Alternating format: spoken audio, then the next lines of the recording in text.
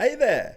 In this episode of Analytics Academy, I'm going to show you how you can use a tool called Attributor to capture UTM parameters in Attio so that you can ultimately track which campaigns, ads, and keywords are generating your leads.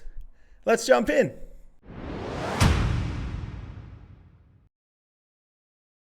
Attributor is a small bit of code you add to your website. When a visitor lands on your site, it detects where they came from and saves the data in a cookie. Then when they complete a form on your website, it writes the data into hidden fields in the form, and the data is captured by your form tool and can be sent to your CRM and other tools.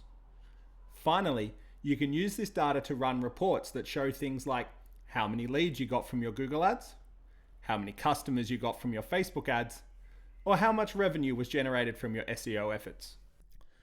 Now that you understand how it works, let's see how easy it is to set up.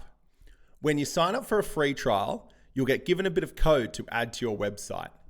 Depending on what website builder you are using, you should just be able to copy it, go to the settings section, and paste it in.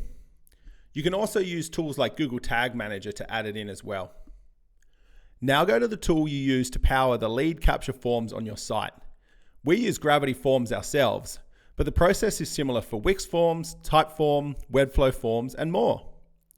Start by dragging and dropping 6 hidden fields to the bottom of your form.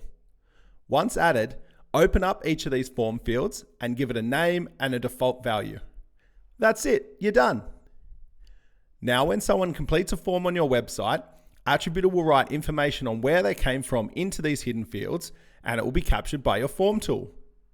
You can then send it into Attio, store it in a spreadsheet, see it in your email notifications, whatever else you need.